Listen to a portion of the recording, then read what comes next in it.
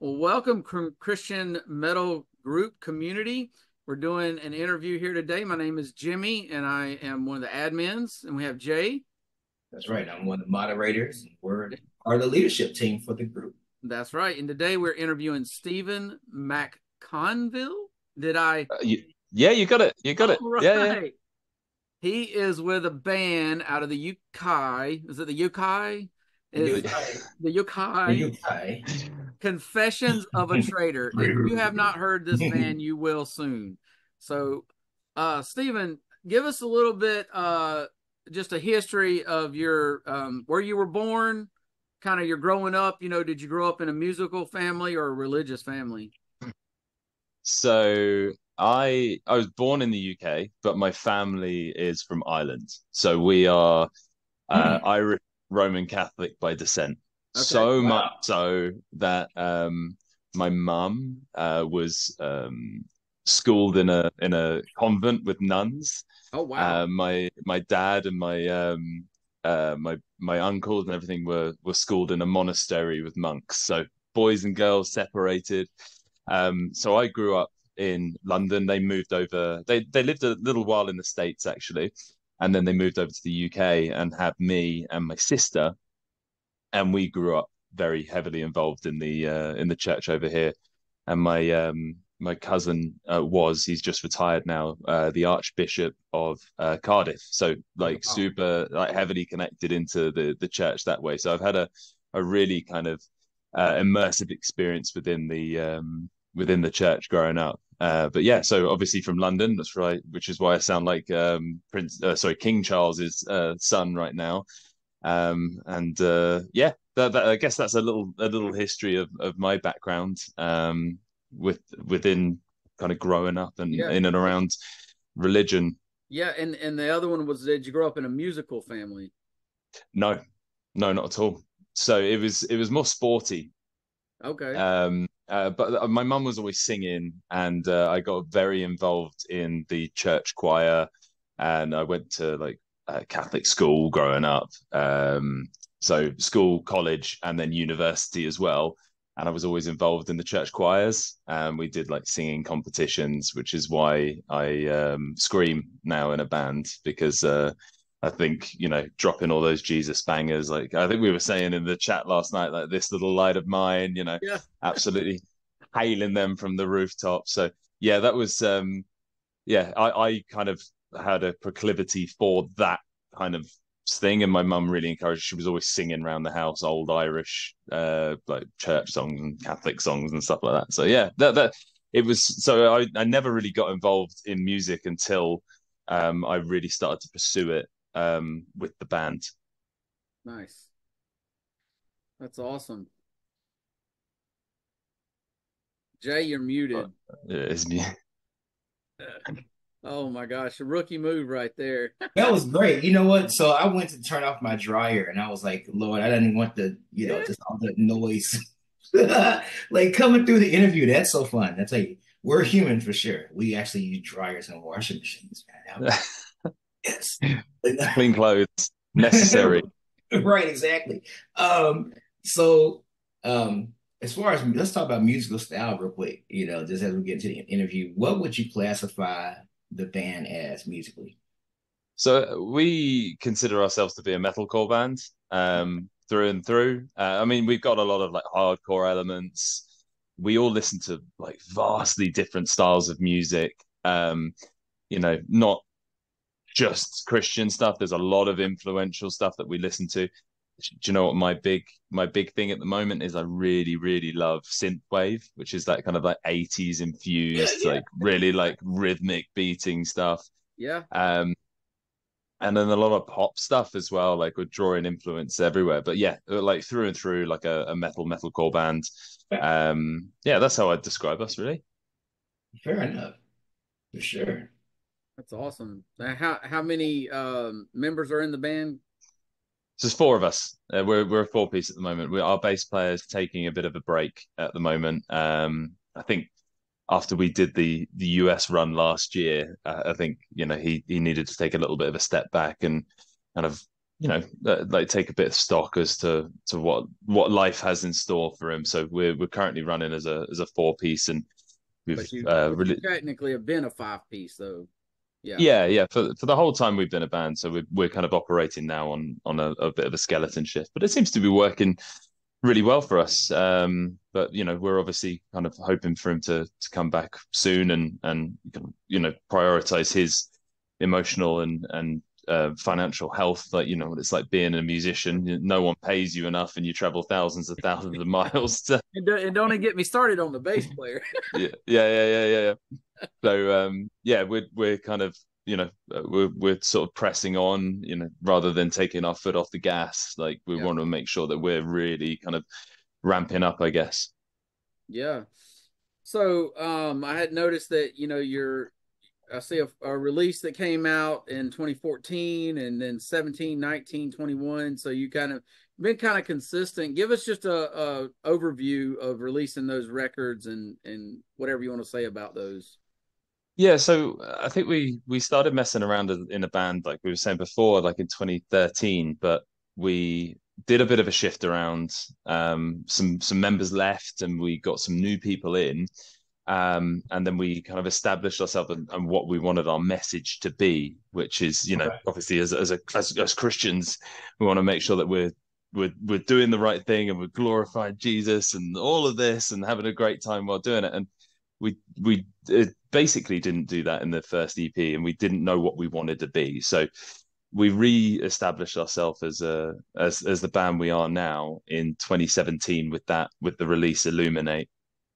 Okay. And we worked with a guy called Ramesh, who's a big producer in the UK, who's done Bring Me the Horizon, Manic Street Preachers, Architects, all these big bands, and kind of established our kind of foothold as a UK metal band. And we did a bit of touring off the back of that. We've gone out to Europe a fair bit, through Russia, Eastern Europe. And then we released our debut album called Guided in 2019. And that's when we kind of started to tip into the American Christian scene. And we established links with our now record label, Face Down Records, based out of California. And we kind of struck up initial conversations with them. And that writing process was a very big undertaking. It's a 12-track album. You pour your heart and soul into it, and we had no idea what we were doing. We were just writing songs and trying to make sure that we were, doing the best we could and playing shows. And we ended up sitting on the album for roughly about a year because we were like, we're trying to find the right time to release it. No idea. We should have just put it out there. But that was when we kind of started up conversations with Face Down a little bit, because they sparked a bit of interest in us. And then the Facebook and Instagram group Kingdom Core, which I'm sure you guys are wholly aware of, kind of started. Yeah. Sean and Chris are such lovely guys and have been incredibly supportive of us. And we kind of started making connections across in the US with some more bands that shared the same message as us, because in the UK there is no scene. There's no Christian scene, and I'm not sure you guys are aware of this, but I can count on one hand the amount of bands that would consider themselves to be Christian. No, I and hear that. Yeah, so it's a unique scenario in the USA, where you have this established scene, and obviously there are Christian fans in the UK, but the scene there is no scene. So wow. It's quite Christian music, or in Christian metal music specifically. Christian metal music specifically, but again, there are like a handful of artists. Like CCM is a brand new term to me. I say within the most probably the last 2-3 years.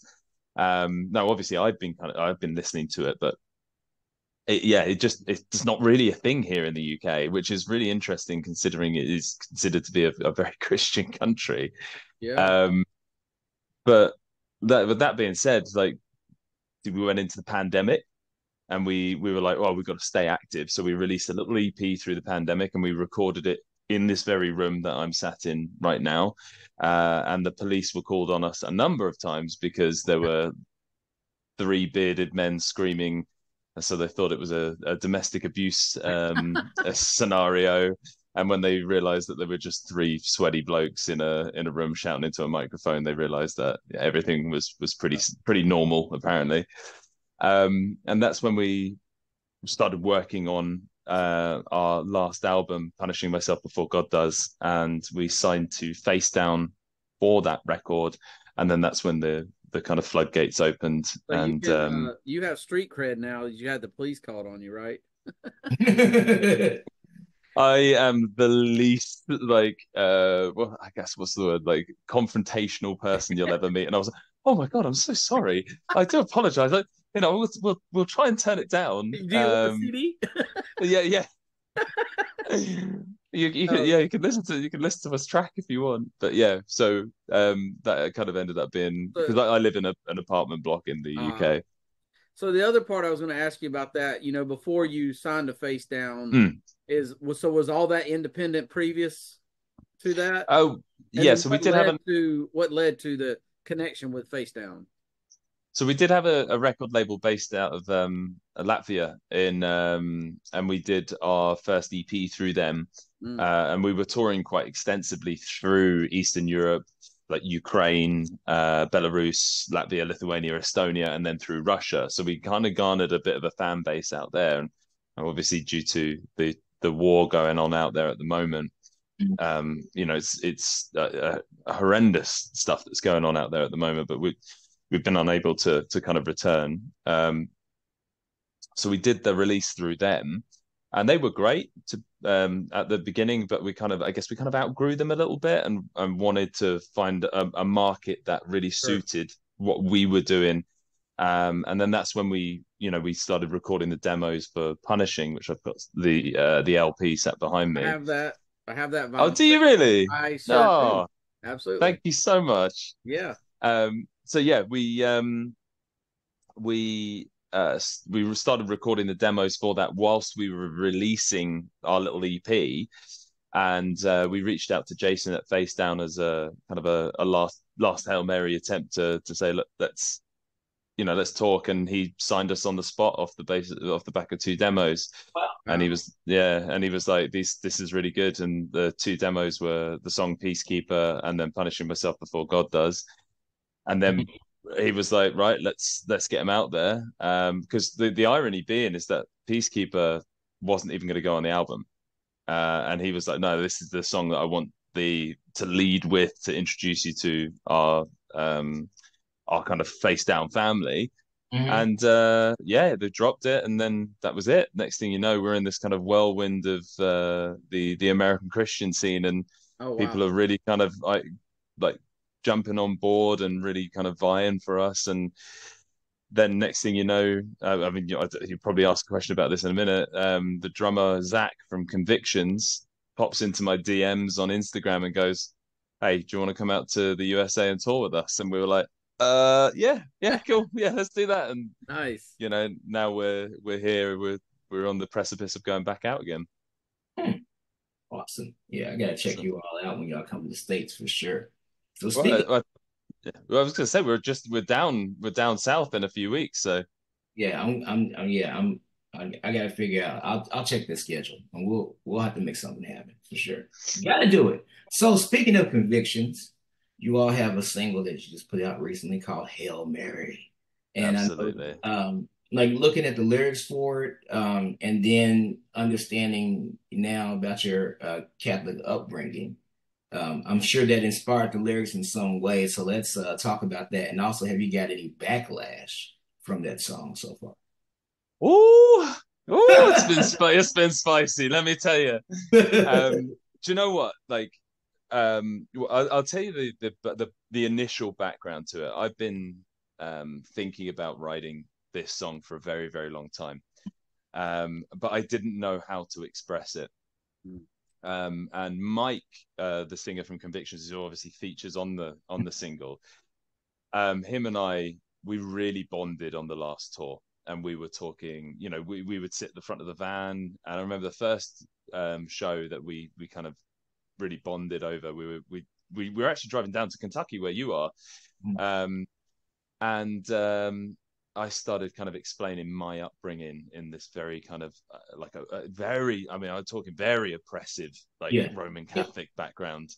And he explained to me this American concept of church hurt, which I'd never heard of before. And we were kind of talking about, well, I was explaining like the abuse that went on within the Catholic Church, specifically in Ireland. Ireland at one point was considered to be the most religious country in the world, and my family, like I said at the beginning, my mum went to a convent, and my uncles, my father went to a monastery, and they were abused, like absolutely torn to shreds, physically and emotionally. There isn't and this is the heavy side of the story, is that there isn't a school within that environment in Ireland that does not have some sort of physical, emotional, or sexual abuse scandal at that time, and it's still coming out now. And obviously it still happens now, but the song itself is written from a personal perspective of how my family was brought up, absolutely beaten to within, beaten and bloodied, sent home beaten and bloodied.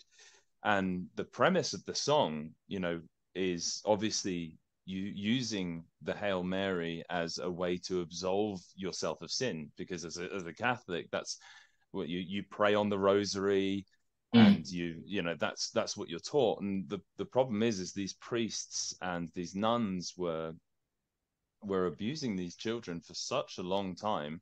They were gaslighting the my family into believing that they were the sinful ones, that they were the ones that were the cause of the beatings and the physical, emotional, and sexual abuse.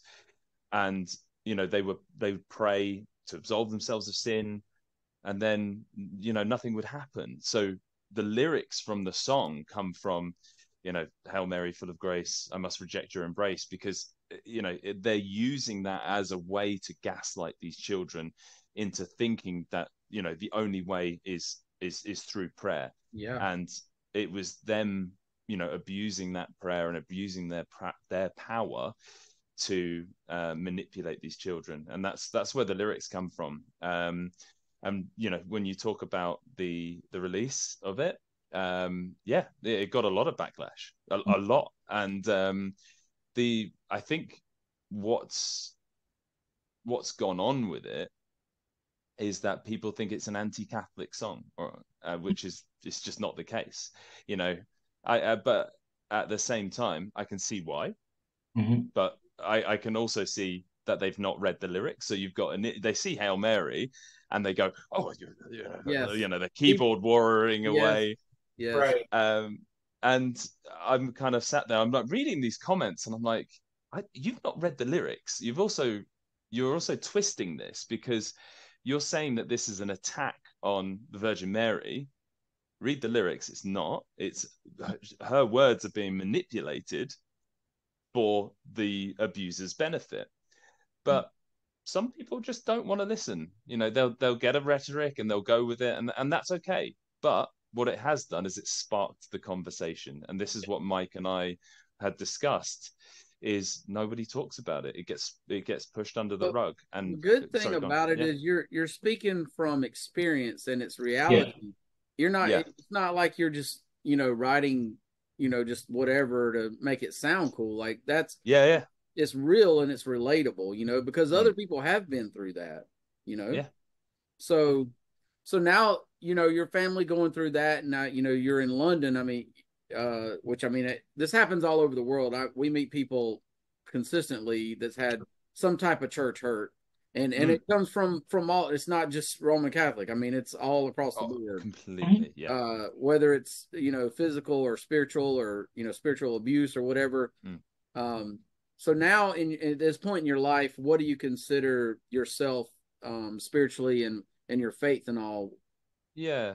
So obviously I've gone through a journey with this. Yeah, And for me, it was very hard hearing these stories. And it was also, yeah, I experienced a little bit of myself, not sure. to the extent that they did, and not to the extent that anyone else really has.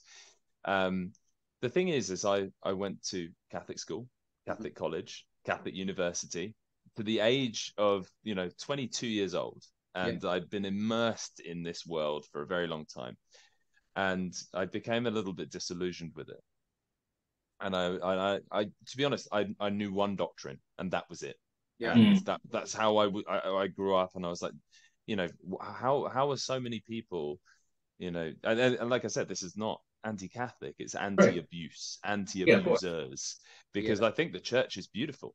And I think that the Catholic Church is beautiful. It's just the bad apples in there, and there's not many, but there's a couple. You know what I mean? And they ruin it for a good lot of people, yeah. which is a horrible thing to say.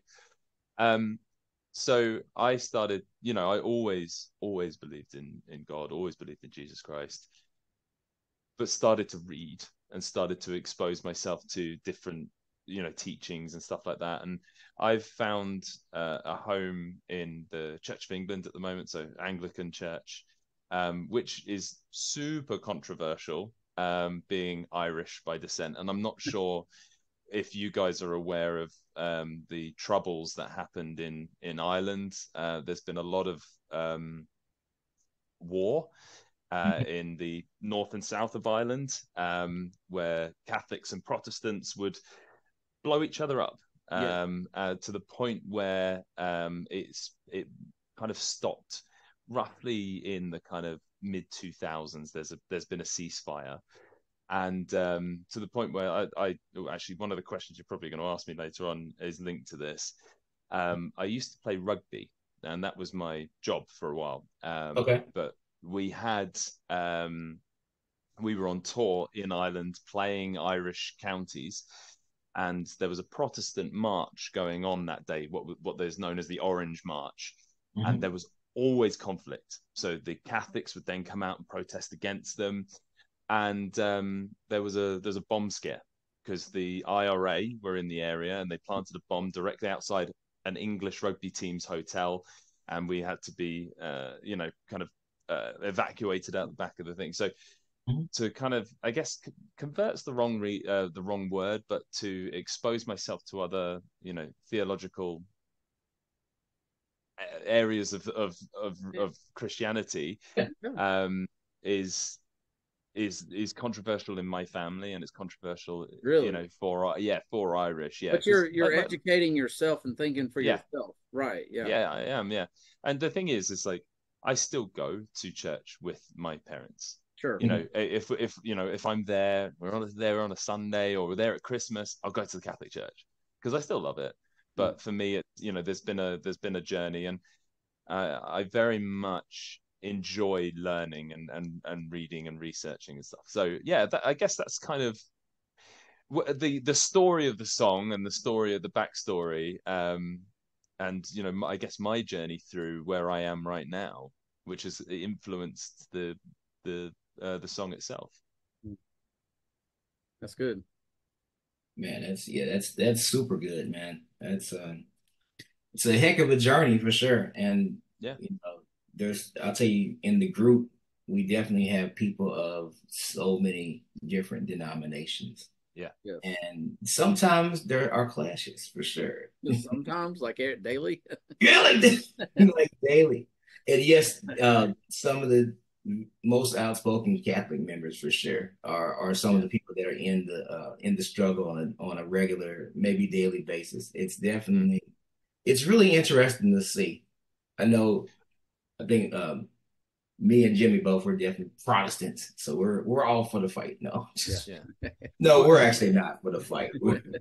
would you know what? Right, and this is exactly why I wrote the song. Is one, it started the conversation, And I've seen people. I've jumped in and kind of said the story, but one of the reasons I wanted to do this with you guys, and you obviously you invited me on to do this, and then I was like, no, I want to talk about this Yeah. because it's been such a controversial topic. But I've had a metric ton of people messaging me. One, sharing their stories of abuse, of church hurt, and saying thank you for being the voice of the voiceless. Like, and I've been back and forth. Never met these guys in my life, and you know, I every time I received a message, like nigh on brought me to tears because they were explaining what's happened to them. But I was like, this is exactly why we're doing it. And then on the other side, the very outspoken people who've rejected the song, I've said, well, let's talk about it. What so let's learn about why it is that you're rejecting it, and let's talk about why it is that something that we can form a common bond over. And we've spoken about it, and we've come to a renounced conclusion that ultimately the message is anti-abuse. It's not anti-Catholic. And when I'm not here dumping on the Virgin Mary, ultimately the Mother of God, like it's not the case at all. So I've had some really, really good. I'm not the most like I said, I try and be a well-read person, but there are some people who come at me with some really deep, theological, and I'm like, I need to take a moment, step back, and have a read, and then we can have a bit of a discussion. But that's exactly why we're doing it. That's exactly why the song was written, and I remember having to clear the lyrics with Jason at Facedown to be like, look, this is what I'm thinking about doing. I know it's going to be controversial, but I think it's an important message to do. So yeah. So now you're reaching people with reaching people with your music, which is what makes it worth it, right? Yeah. Now, absolutely. because you wrote that song, now you become like a counselor, whether you want to be or not, right? Yeah. But that's part of what I do as my normal day job anyway. So is it? yeah, it's just, what do you? So I work for a private medical company doing research into people with chronic health issues, and we run holistic and pharmacological programs for people who are very sick. So I work with people who've got osteoarthritis, osteoporosis, prostate cancer, what's the other ones? Cardiovascular disease. Oh wow! And then like long COVID and stuff like that. So I work very much on the research side, but I still end up seeing patients every now and again, and we kind of coach them through. So you become a bit of a counselor, and it's great. I love it. I love my job to bits. So I think it's amazing. Are your coworkers aware of your band, or does that kind of that comes up? Yeah, they are. Yeah. It does a lot, and because I'm taking a month off work next month, and they're like, "Where are you going?" I'm like, "I'm going to America." And they're like, "For a month?" And I'm like, "Yeah, I'm going on tour." But yeah, it comes up a lot because you kind of have to explore it. Normally, somebody else says it. Oh, do you know Steve's in a band? Do you know he shouts at people? And I'm like, oh, yeah. And they're like, oh, he's such a like a pleasant guy. He's very calm and quiet. And then they hear me and they go, oh. You transform on stage, huh? Oh, you have to put a bit of theatrics on stage from time to time. That's awesome. Yeah. So you know what? So let's talk about the band name itself. It's so funny. My wife just texted me and said that the band name sounds like her in a couple months because she's leaving one school job to go to a rival school for a job that they're paying for. Yes, she said it sounds like oh my goodness. But yeah, let's talk about your band name. And also like just as far as do you all have a theme lyrically also? So that's like a two-part question. Okay, so yeah, the band name has a really positive connotation, which is that we can seek redemption through confessing our sins and making ourselves a better person. But it's about learning from the mistakes you've made of the past, so that you're not kind of repeating the same things and then going, oh, I was a bad person, forgive me. So there's very much like a redemptive feature to the band name, and it's got the strangest acronym in the world, which is COAT, but it like I hated it initially, even though I That's came so up with the band funny. name. Yeah. But whenever you see it in group chats, oh, what do you think of the new Coat song? I'm like, oh, that's us. Like it's very recognizable. Um, so yeah, that's where the names come from. It's come from that idea that we can prosper and we can become better people, if we kind of learn from our mistakes. Yeah. Um, the theme of our music is quite vast, but it comes from I write very personal songs.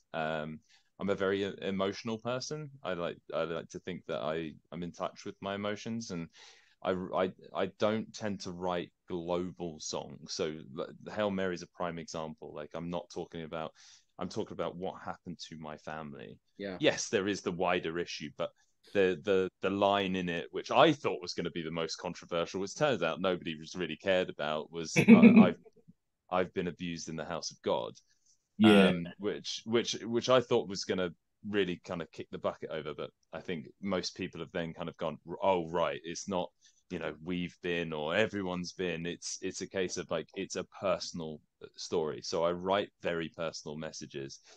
Um, our last album, Punishing Myself Before God Does, talks a lot about guilt, which is heavily ingrained in the Catholics.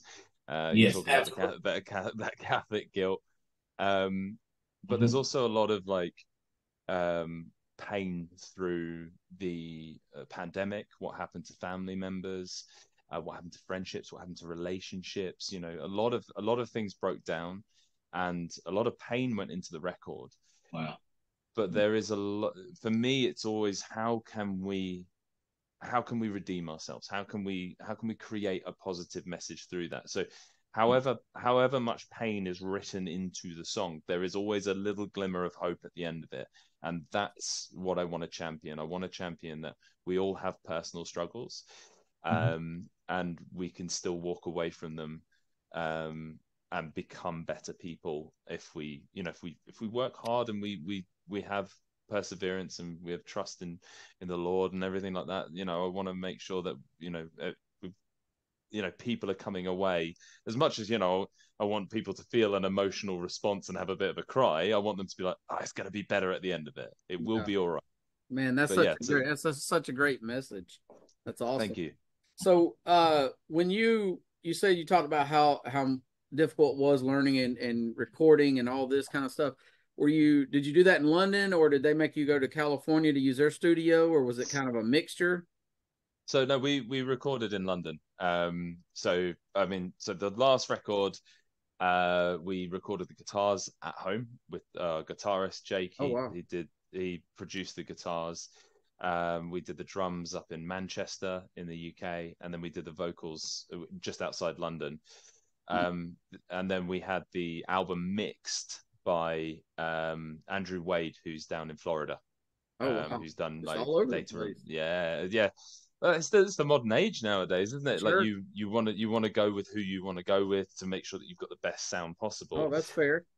For the two singles we've released, Fatal Frame and Hail Mary, we've gone with a bunch of different people. Guitars got recorded up in the Midlands in the UK, and then the drums in London, and then the vocals with the same fellow called Justin. He's Mhm. done a fantastic job on us, and I am absolutely, him and I work very well together, and we've done a lot more production on this record, and then it's been mixed in Australia, Oh, by a guy called Yeah, Lance all the way. Prince. Yeah, all the way to Australia. A guy called Lance Prince, who's just done work with Polaris, Alpha Wolf, Diamond Construct, and a lot of like emerging and like top tier metal bands within Australia. And he's got such an aggressive sound. Like the mix is so loud and powerful that we came back and we were like, oh yeah, this is gonna melt some faces. So yeah, Yeah, we're trying to work. We want to work with the best, and we want them to push us as much as we can, because we bring a certain amount to the table, and I know when I step into the booth with Justin that he's going to draw out the best from me. nice. that is good news for us because we do like music that melts our face. That's right. That's why we like metal. That's Right. right. I know that's right. Uh, Yeah. So let's see. So as far as let's talk about the actual albums and the themes of those albums for sure. And just how the recordings came about and stuff like um did you all feel like, as far as style is concerned, like you all feel like you were gonna um draw from various influences for each one? Did you all consider like changing styles for different albums, or were you just more so bent on being as consistent as possible across the board? So I think when we first, I guess our first album, Guided, was very, I listened back to it and I love it, and I also there are bits that I'm like, I skip over because I'm like, we've developed so much since then. But there are also some really great songs on there that I'm very proud of, especially from a lyrical perspective.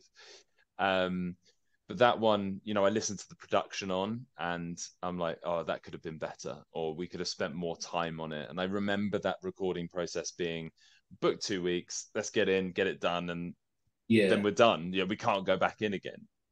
Um, for Punishing, we really kind of ripped the band-aid off and we were just like, right, let's spend some time. And it Yeah. helped being in the pandemic because Oh our yeah. our guitarist had nothing to do. So I think he was just staving off a nervous breakdown by kind of having a guitar in his hands and writing all day. And I think we had something like 50 odd demos, and he was like, "Do you need any more? Do you need any more? Because I could give you more."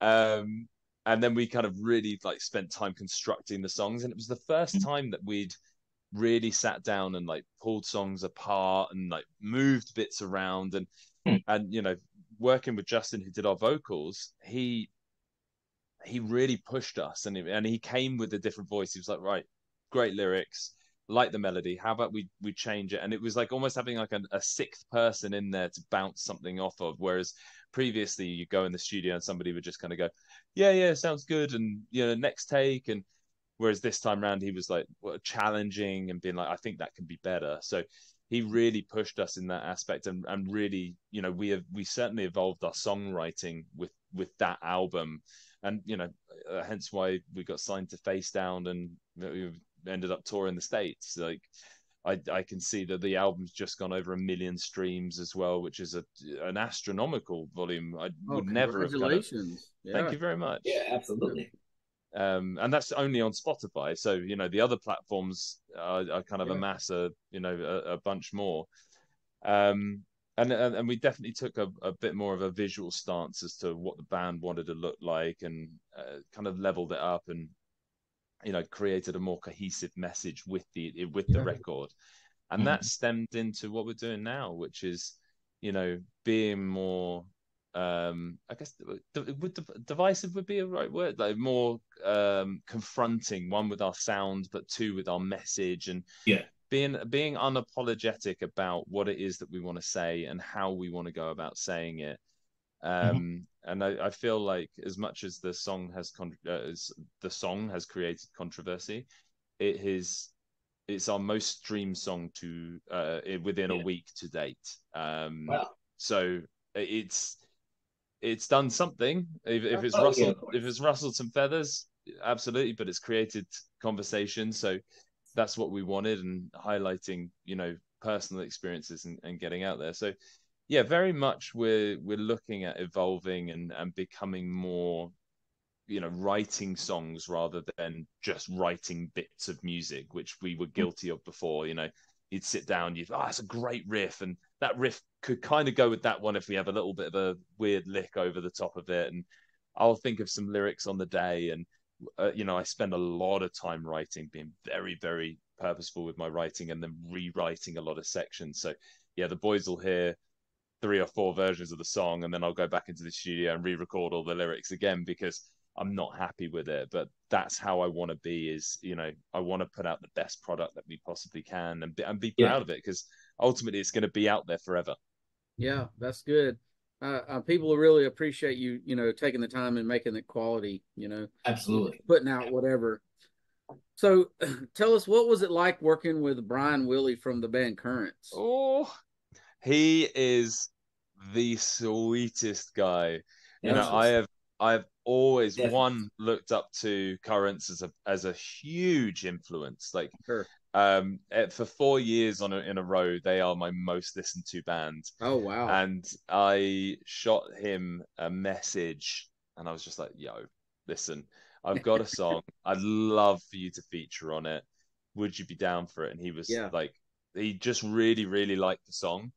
Um, so for me to have him on that record was just the most amazing thing. And just because you And he, asked, that's awesome. yeah, yeah, yeah. If you don't ask, you don't get. Like Yeah. the metal community is quite small, you know, Mm. as a grand on the grand scheme, and you'd be surprised at how many people are accessible for you to, you know, work with and talk to. And yeah, I always want to maintain this level of accessibility to people that care about our music. So if somebody's taken the time to write to us, I'll write back.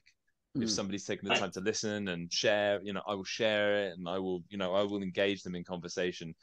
Um, you know, working with Currents, working with Brian was amazing, and then obviously Mike, who has been a huge influence on me for a long, long time. I tried not to fangirl when I first met him, but I genuinely like. I texted him earlier, and I was like, "I'm really proud of what we've written, man." And I was like, That's "Thank you for awesome. giving me the courage to write about it. Like, you really have inspired me." And he is the most humble man, like the most humble man. He's the sweetest dude, and yeah, you know, That's so good. Yeah. yeah, as a band, Convictions are just trailblazing the metal scene at the And it, moment. and then what, I guess, did he record in the US for that Yeah, time? yeah, Yeah. yeah, yeah. Yeah. It was a. I'm big on my organization. Like as you can tell, I'm like logistically planning. You know where albums and Yeah. stuff are gonna. Yeah, so yeah, getting them That's, on board was that's amazing. awesome, man. Yeah, the technology is crazy. I have a Oh yeah. I'm not sure if you're familiar with the band Islander, but Mikey's from Greenville, and he actually on one of their first album he had head what's his name? Brian Welch. Brian, No, yeah. no, no, no, no. Oh my gosh, it's the punk band from California, Jay. You know, Oh, PE. Blenderhead? No, No, not not a Blenderhead. Christian band. Oh, Oh, okay. Head PE, Head No, PE. NP. Oh, no. I know. I'm totally blanking here. Wait, Bad Brains. Bad Brains. Bad Brain. What's his Okay. name? Oh, HR. HR. There we go. It was like right there on my tongue. He had HR on a track, and it Hmm. was literally recorded over a phone. I mean, it's crazy, but that's how he did it, and it worked. You know, it sounded Oh, awesome. that's Um, dope. Do you know? Do you yeah. know? Like a lot of songs are written by me and our guitarist, like getting our phones and just going, and Yeah, he'll yeah. write it, and he'll go, and we're like, cool. And then I'll be like, I've got this line, and I think it will go there, and then we'll construct a song like that. So you Oh. know, we live, me and our guitarist live about 2.5 hours away from each other, so most of it's done digitally, and Oh, really? yeah, yeah, yeah. We you know, I say on the grand scheme of things, America, you're like, oh, I'll go to a show if it's within 5 hours. Like Yeah. that doesn't happen in the UK. So for us to try and get together and it's only 2 hours away, we're like, oh God, so Are the other I d- members far too? yeah. So the closest one is to me is about 45 minutes to an hour. But everyone kind of lives roughly about an hour and a half, 2 hours away. So you know, when we get together, it's with intent You to you only see each other when you're going tours in the U.S. yeah, Wow. yeah, we've got a show on Friday this week, and it's a bit of a warm up show where we're playing a Hail Mary for the first time, and Oh, Oh then wow. the next show is in Columbus, Ohio. So it feels very kind of jet setty to be like, oh, by the way, next week we're in North America. Mhm. okay. Awesome. That's really cool. So Yeah. let's talk about technique for a second. Vocally, of course, you're doing quite a few things vocally, and as a hard music vocalist, I think that a lot of people get it, and as far as how to do vocals in that way, but a lot of people do struggle with um, doing, I guess, the growls and screams and Mm. things like that. Is there any advice that you can give to vocalists that are trying to, maybe come up or even maintain the power in their vocals without like losing their voice or damaging their voices? Um, tea, lots and lots of British tea. No, British tea, I said yes. that. You had to Yeah, go to Britain to get it too. yeah. Um, I don't drink. I don't smoke. I don't take drugs. Like I do nothing of that sort, and I've got no interest in it. I Hmm. also I exercise a lot. Like I look after myself. I run. I go to the gym. So being fit is a huge part of it for me. Doing back-to-back shows. I think we were away with Convictions in literally a week's time, Hmm. and we're doing 18 shows with a single day off. Wow. And I've got to scream, I've got to sing, I've got to move around on stage, and then I've got to talk and engage with people afterwards. Prioritizing your health Hmm. is the most important thing. So eating well, sleeping well, drinking lots of water, staying away from alcohol and drugs and stuff like that. And I know I'm probably talking to a good community here who doesn't do a lot of that, but yeah, Well, yeah. Well, Mostly, um, mostly. yeah, mostly. But very like your vocal cords are a muscle. So the Hmm. more you use it, the more you train it, the stronger and better you'll become. So you're going to sound awful to begin with. You're going to go, all those videos of kids trying to scream early on. But it's about practicing. It's about, like, for me, what I did is I found vocalists that I really admired and tried to mimic their style. Like I want to sound like Winston from Parkway Drive, or I want to sound like Brian from Currents, or and I would Jeremy just from try. Earthbones, right? Yeah, Joe, he's a beast, isn't He he? is. He is a I beast. saw actually saw them with Convictions. Yeah, Oh, yeah, Nice. I'd love to jump on a run of shows with those guys because yeah. I've heard they're wild, and that They suits me. that is true. Yeah, yeah. So, and I know he does all the writing for it as well, doesn't he? I believe so. Yeah, I've got a lot of time. Their last EP, Tongue Tied, was savage. There's a Yeah. breakdown on that record where I'm like, "Wah." So yeah, I've got a lot of respect for him. But yeah, so um, it's about looking after yourself as much as possible, and having time to rest, because what you can fall victim to is, oh, I want to try as hard, I want to try as hard, I want to try as hard, and then you end up doing damage. So if you're feeling stressed or strained in your vocal cords, and this goes for any type of singing, whether you're Right. doing normal pop singing, choral singing, whatever it may be, look after yourself, and Yeah. make sure that you're in the best state to do it. Because I tell you what, you wouldn't run a marathon if you were unwell, or if you'd had an Right. injured Right. knee. So don't do it when you're trying to sing. Yeah, that's very good advice. So how do you maintain that while on tour? Like what's your favorite snack? How do you continue to eat healthy Yeah. and and So I've and, had and yeah exercise while on tour? yeah. So I actually joined Planet Fitness when I come over, Oh, okay. and I'm signing up already. I'll be signing up this week actually Yeah. before I go out there to make sure I've got my membership and I can just go out.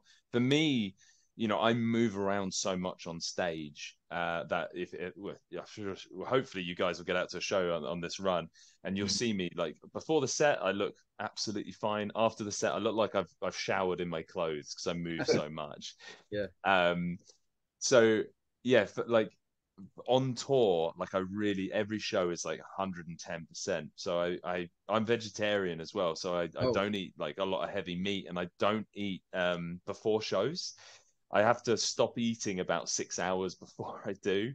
So I'll Wow. have like a little bit of lunch, because I feel I'll end up feeling sick, and then I'll eat something a little bit later on at night. So as long as I'm not eating like heavy, greasy food, which is the American demographic of food, Oh yeah. hey now. uh, I'm not. I'm not saying I don't love it, because there are. Do you know what? Dairy Queen. Uh, Mm. Oh you gotta get some boy, gotta get some KFC in you there. Kentucky yeah. Fried Chicken. I know, coming over as a vegetarian and getting down into the south and not going to KFC seems We'll like, convert you. yeah.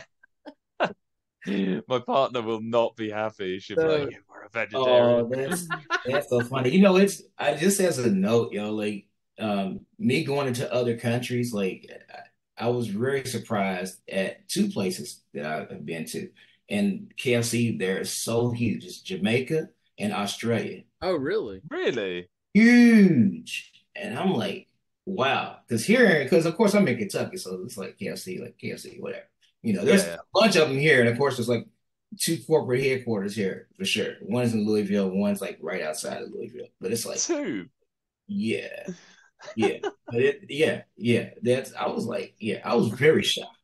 Yeah. But It's a big brand. It's like McDonald's is the biggest, and Subway are two of the fastest, mhm, biggest fast food chains. That's right. Yeah. So, yeah, eat clean. Eat as much salad as you possibly can. yeah, That's, salad is you know, important. Sure. yeah, Yeah, yeah. As long as you're getting enough sleep, which is ironic trying to say that on tour because I know. you're driving 8-9 hours. But Yeah. yeah, I like, sleep in the back of the van as much as you possibly can and just look after yourself. Like as long as if you don't eat badly, you'll be all Mhm. right. So you're You'll not be all eating right. Snickers in between shows. No. I'll have a protein bar because Okay. I need to, I need a little bit of sweet, but Yeah. Mhm. yeah, I tend to have like a good little breakfast, and I'll have something light for lunch, and then I won't eat until the show, which will from 1 o'clock till about 8-9 o'clock when we're playing, and then I'll have something small in the evening. As long as Okay. I've got enough energy to perform, that's all that matters. That's good. And yeah, and tea. Yeah. Genuinely, I drink a lot of tea. It's so cliche of me to say, but I drink a So lot of if tea on it's tour. English tea, do you have to take it all with you? Yeah, because Yeah. you guys threw it in a river in Boston or a lake in Boston at some points. That's as hilarious. as I keep getting reminded, so I'm leaning into this whole red coat versus blue coat thing as we're coming over this time round. Yeah. Okay. We we so I was chatting to the guys in Convictions about we do not learn about this in our history. Like Oh, it, Mhm. but I say that it's probably because the English lost, so that's why yeah. they don't teach it. Mhm. Yeah. That's interesting. But yeah, so we know about stuff. I know about the Boston Tea Party, but Yeah. yeah, I think that was when the Declaration of Independence was signed as well, wasn't it? Mhm. From memory. But yeah, that we don't learn about it. So yeah, I caught a fair bit of flack the last time we were over in the States, and I was drinking tea, and they're like, "Y'all be bringing that stuff over here. We threw that in a lake 200 years ago," and I was like, "Oh, okay, cool." Wow, that's so yeah. So sleep, you were talking about like getting, trying to get as much sleep as possible, Yeah. and so sleep in the back of a van. There any secrets to actually getting that sleep? Like, So some people can and some people can't. Like, I actually really like the motion on the road.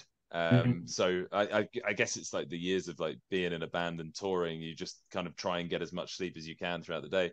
mhm. I just stick a podcast on, lie on the bunk or lie in the back seat, and yeah, there's so many videos of all of us just sleeping, mouths wide open, yeah, but yeah, sometimes it's all you can do, and sometimes you get to a venue, you'll find a corner of the venue, and you'll sleep as much as you can. But yeah, being on tour is being on tour. Like Mhm. it's a privilege and a blessing to do it. Yeah. And I feel so lucky to have been blessed to be able to do it. So taking as much as you can, going to countries that sleep. I can't when you've got five smelly boys who've not really, been able to wash themselves properly for a Mhm. week, That's and everyone's tired and hungry. It gets, tensions can heat a little bit, but as long as you get your sleep, you'll be all right. Sleep in one hot meal a day, and you'll be happy. Do you all take turns driving? Yeah, yeah, So what do you like to listen to when you're driving? yeah. I like listening to podcasts because I get like so metaled out. I can't hear blast beats and like Mhm. yeah. bass drops. So I like listening to people talk, or I like the poppiest of pop music. I'd be like the new Taylor Swift album's been on repeat. And I also love butt rock, like Creed, Alter Bridge, Nickelback, like the I love Hilarious. that. big American bangers. Yeah. Three Doors Down, like real big Wow, nice. American rock. Yeah, so I love that kind of stuff as long as it's different from what we're playing every night. Because Yeah. hearing somebody going, I'm like, oh man, I'm gonna hear that tonight.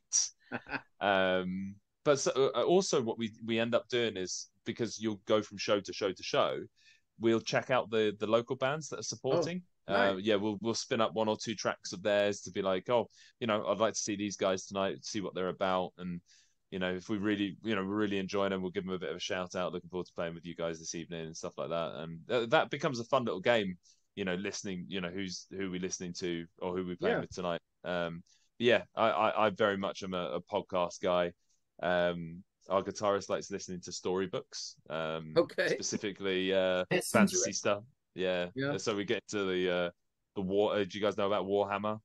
Yeah. Yeah, absolutely. Yeah, yeah. So me and him have geeked out quite heavily on like Warhammer storybooks. Like with, you know, I think 30 books into the Horus Heresy chapters, and we're just like, oh, yeah, we'll go on tour again, and we'll listen to like 12 books while we're Yeah. driving for 20 hours. But yeah, so it can really vary. But I think everyone's got their own kind of what they want to listen to here and there. But we actually play, when you're passing the time, play some fun games like song association games. Yeah. So you'll put an artist on, and whatever letter the artist's last name starts with, you've got to then pick an artist with the Yeah. first letter being that, and then the whole van has to guess what track you're playing. And then we'll tally up points, and whoever loses buys food or so, something along those lines. So Yeah. you kind of pass the time a little bit, because sometimes I think the longest drive we did in the States was San Antonio to Phoenix, Arizona, which was Ooh, 17 hours. Wow. Yeah. Yeah. So yeah, yeah, you're almost driven insane, kind of just looking at desert. yeah, I was about to But say, yes. yeah, Yeah, a lot of brown, a lot of yeah, brown. yeah. I mean, you Uh, find out a lot about each other in those Oh, environments, wow. which I oh, really enjoy. absolutely. Yeah, yeah. Yeah, yeah. So So, um, we were talking about just metalcore in general earlier, and just noticing, I guess, music trends. I think that, like metalcore like hit huge for a while, and then I think after, honestly, it seems like after the whole As I Lay Dying fiasco, metalcore definitely took a dive, but it seems to have seen a resurgence mm. in the last year, or two. So, I guess, how do you stay relevant in a scene such as this, and also, what do you feel is the future of metalcore? Well, so So the how do you first stay one is so relevant? what? Yeah, it's for also about, yeah, relevance Yeah, in music first, and then yeah. also, what do you feel is the future of metalcore? Okay. So from a relevancy perspective, I think you should be unashamedly yourself. I Mhm. think you need to provide something different. And I see a lot of bands, and I'm not saying we're unique, but Mhm. I think there are certainly unique elements to us. Absolutely. Um, I think it is consistency as well. So if you notice the way that Spotify has changed the music game, Yeah. some of us, I mean, I was hugely, I can see all the records in the back that you've got there, Jimmy. It's like Mhm. I was exactly the same. I had this whole wall was filled with CDs. I Yeah. got rid of them because Wow. I've got all the music I need now on my phone. Mhm. And I've kept some important But ones you to me, don't ones I've have had the signed. booklet and the pictures and the, Honestly, I am exactly the same as you. yeah. But the problem is, I live in a small apartment in Yeah. London, so it was starting to take up space, and I'm like, well, Yeah, you that know, seems to be a lot of problems for people. yeah. And I, for the longest time, really bucked against Spotify, and then I got a free trial for it, and that was They that got was you. game over, game over. I've been Now, subscribed ever since. I mean, I listen to a lot of, Yeah, I do listen to music on there, for certain things, like if I'm at the gym or I'm cutting grass or something, but yeah, I do listen to a lot of podcasts on there. yeah. Yeah, for Yeah, sure. it's great for that. And do you know what? Like as much as I see musicians complain about not getting paid enough all the time, Mhm. we would not have the audience that we have right now if it wasn't for Spotify. So Right. I've got nothing, we probably wouldn't be talking. We wouldn't be signed to Face Down if it wasn't for Spotify. That's So fair. I it mean, it has, yeah, it's revolutionized music. And I think you're asking about relevancy. Well, we released our album 18 months ago. No, just oh, so yeah, we had the anniversary of our first single launch with Face Down yesterday. So Peacekeeper came out 2 years yesterday. Now, in the cycle of an album, that's not very long. That's 2 years. You could tour off that, but in the way that music is right now, you need to be releasing something 6 months to a year after you've released your last record to stay in the mind's eye. mm, So hence why we've dropped two standalone singles before we come back out to the States, because for us it was like, well, we could just go back out on the album and then wait and write more, or we could pull the trigger and push this tour as much as we possibly can do by getting new people in. And it's built us up, and we've released some what we consider some of our best music, and we've got heaps of brand new people listening to us. And I've just discovered you yesterday. I'm going to come down to this show. I'm really excited to see you. Fantastic. So from a relevancy perspective, I think being yourself and trying to create a little bit of a unique selling point, and just keeping consistent with content and keeping consistent with your fans as well. So I really don't like calling people fans. Like, I always call them our family, because I feel like it's like an us and them if it's our fans. Like, anyone who listens to us, I consider family. And then from a perspective of how does metalcore evolve, I think it has some of the largest scope to evolve. It's almost in this kind of blend between metal, which does not want to move. It is rigid. It is Yeah. five guys, two guitars, bass, drummer, and singer, and it will forever be that. Yeah. Metallica, Lamb of God, all of these bands that have paved the way, and they have very little production. But I think what we can do as evolving artists is evolve the scene by utilizing more tools around us. I think there was a trend in the early 2010s where a lot of synths came in, but they kind of sounded a bit cheesy. So you had a lot of like dubsteppy bits, whereas what we're seeing now is Yeah. the integration to making the music thicker and like warmer. So you're getting layers and thick sounds from synths and piano and everything like that. And I think that's how we see it evolve. And it's creating diversity within the music. So, you're not just listening to 10 tracks of relentless, like, and then Right. breakdowns, and then some guy going, like it. I think providing variety. So you've got heavy, catchy songs. You've got heavy songs where people are going to be like, my God. And then you've got, slower, more melodic ones. And I think providing that variety is really important. And I think, you've got some of the biggest bands in the world now, which are metalcore bands. You think of Bring Me the Horizon, A Right. Day to Remember, Spirit Box, Architects, who are absolutely revolutionizing the sounds that they come out with. So I think it's got huge scope to evolve, if I'm honest. you think we'll get some metal rap core? You think that's going to be a new thing? It was there. It was there in the Uh, early 2000s, wasn't it? You well, got rap Linkin core, Park. but I'm talking about metal rap, metalcore and rap. I don't know. It's like we've had both of them, but Mm. it'll be a So little bit different than the new metal.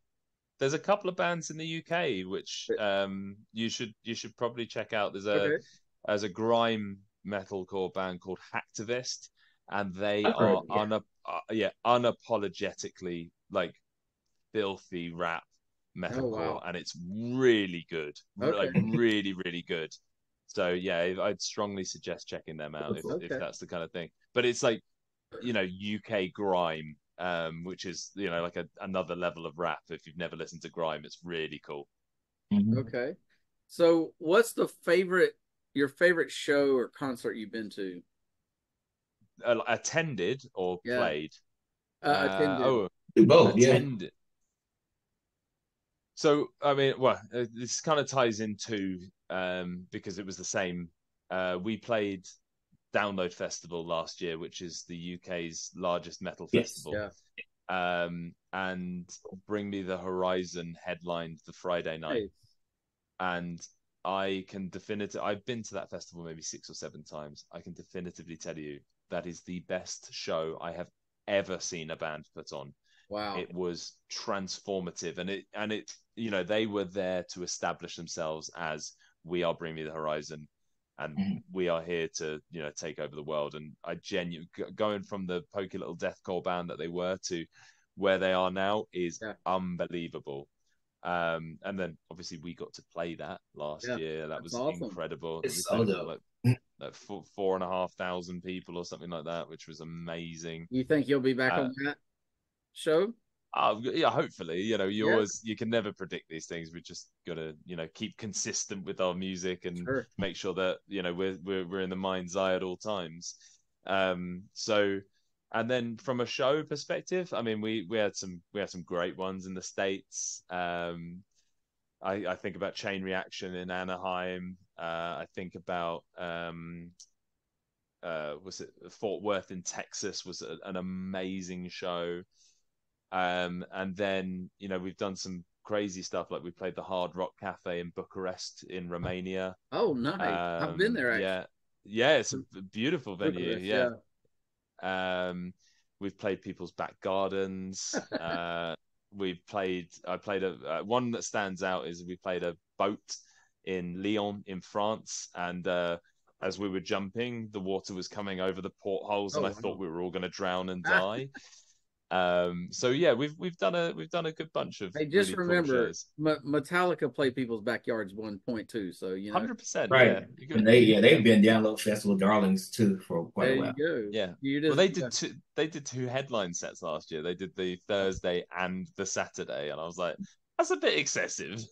Yeah. The only difference between Metallica and Confessions of a Traitor is y'all actually understand the importance of Spotify. That's all. That's just it. There we go.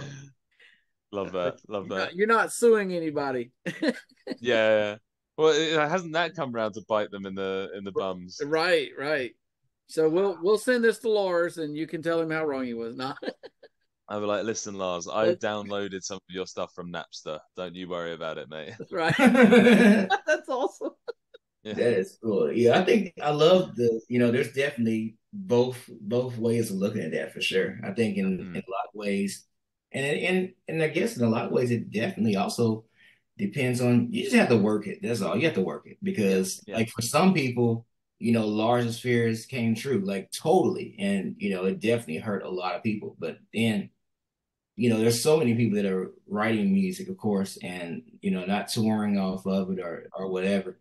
And you definitely have to work it. And then, of course, there are some people that may not, where the genre might not do as well, actually, on streaming as others, So there's so many factors, for sure. And I think that just...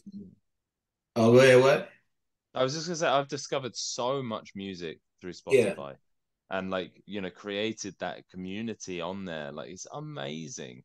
Mm-hmm. And that's the evolution that you're talking about of music, is like, where does it go to? And it's like, well, it's all digital now, isn't it? Sorry, I cut you off halfway through. Oh, no, you're good. No, that's good stuff though, for real.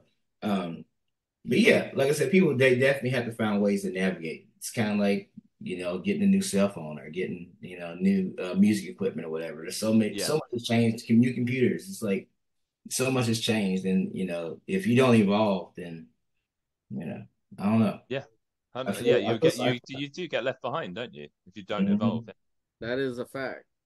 I mean, I talk about our evolution. We used to carry around Marshall heads and Black Star heads, which I don't know if you've ever picked one of those up. Yeah. My God, trying to load them in and out of a venue with stairs is a full-blown workout. I have. Oh, man, dude. Now we carry these little digital amps which go into a little thing. It's great because we can fly with them. Yeah, I used to carry these. You're familiar with the Yamaha Motif? It's like a keyboard. So there's a keyboard called Yamaha Motif, and there's also Roland had a keyboard called XP8. I remember the first tour that I did, the first few tours, I was like carrying those things around a lot. And dude, sometimes like I would have to hurry up and get to places, so I would end up literally carrying both at the same time. Mm. And it was a nightmare. I'm like, what am I Yeah, doing with myself? What am I doing in my life? So now I have two small keyboards for sure yeah. that can almost do the same thing. And then I Makes carry, you want to give up music loading in and out of venues. Let me tell you yeah. that. Yeah, that's awesome. What so if you could tour with any band, who would you want to tour with? Oh, there's so many good. Do you know? I say this as well, not because we've done it, but we put a list together of bands that we wanted to tour with in the US, and we Nice. thought were marginally realistic, and Convictions were the top. Oh wow. So yeah, they were the top band that we wanted to tour with in the USA that we thought we might have a chance to do it with. And yeah, they Zach DM'd me on Instagram and said, "Do you want to come on tour with us?" Like, my head was spinning, And they asked and I you? was, Yeah. yeah, they asked us, yeah. Nice. If we think about like big bands, the bands that I truly genuinely look up to, if we could do a run with Currents, I would love that. And Fit for a King have been a big Okay. influence on me for a very long time. Um, yeah, I think they're the ones that really kind of like stand out in my mind. If you think about the big bands, that it'd be like Parkway Drive Yeah. and fun ones like that. Yeah, so they're kind of the era that I really draw from. So that Sure. would be who I would. Yeah. Nice. Awesome. Okay, so next question, we're gonna track back to the Christian thing for a second. And yes, the Christian thing. So, as a Christian, what is your favorite thing about being a Christian? I just the community. Like genuinely, I think all people coming from all walks of life that can share stories and share in one united belief. You can walk into a room full of people and know that you are there for a reason, and genuinely have felt the most welcomed from the most diverse population of people. And I think the church that I'm part of is so accepting of everybody, and that's what I really love, because there's been a lot of controversy over the years of Yeah. not being accepting of different demographics, different people. But this is not, and I genuinely love it. And you think about the relationships that we have within the community, like you and I, Yeah. us three now. Like, I'm going to come away. I've had a really good experience. Like, these guys are really nice. Like, but you've invited me on to be like, well, how can we help you? Yeah. Grow as a musician, and it's like that kind of thing is exactly what we're talking about, because we're all here Right. because of the grace of God. You know what I mean? And Yeah. I feel blessed to be here. I feel so lucky that you guys have invited me on. So, yeah, I think that really for me is that you know we walk in His shadow and we make sure that we live good lives, and we be good people, and we do our best every day, and we can share and be in a community of people that will support each other. Through the toughest of times, there will always be someone there to look after you. So yeah, that's what I genuinely believe that That's I awesome. think is one of the most important things. Yeah, I love So, that. so what can a Christian metal group and community do to support Confessions of a Traitor? Just keep talking, like keep sharing, keep engaging, challenging. I genuinely have had some of the most insightful conversations over the last few days because of the song. Mm. And we've people have come with cognitive dissonance, and we've left as brothers in arms. And Sure. again, that leads back into that community aspect. But I see you, Jimmy. You're posting every day, like brand new song, and I don't know if you have the time to it, because like every time I look on the group, I'm like, he's posted like 10 times today of like brand new music.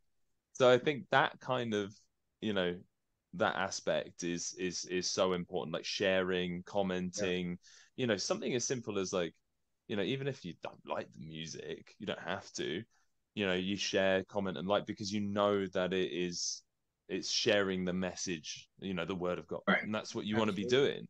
Right. Even if it's not the thing that you enjoy, you're like, well, they're missionaries on a journey.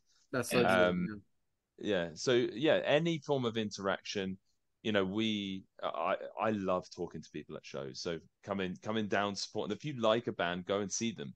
I can't stress that to you enough. Is if you like them, we're really lucky because we're coming from quite far away, and we've had a lot of people going, well, I've got to catch them because they're from the UK. They're not going to be here very Yeah, often. We're trying to make ourselves as accessible as possible to our biggest market, and the just just keep sharing and engaging and talking. That's the biggest thing that people can do. that's Yeah, awesome. Yeah, so yeah, y'all check out Confessions of a that's Traitor. right. Do it. They Do got a it. new album that just dropped not long ago, and it's on Spotify. Pick up a CD, a vinyl record, and as always, check out their tour schedule. What is your website? I'll put it in the link here too. Is it Yes, just confessionsofatraitor.co.uk. .com? Okay. Oh, okay. Yeah, .uk. co.uk. We have to be a Yeah. bit different because we're from Britain. Yeah. Yeah. Those British. Yeah. Yeah, Uh, yeah. that's awesome. Yeah. So check that out and That's listen right. and catch a show and support them. So Amazing. we Thank you we guys so much. appreciate It's it. been an Yeah. absolute pleasure. God bless. God bless you. God bless Absolutely. you guys.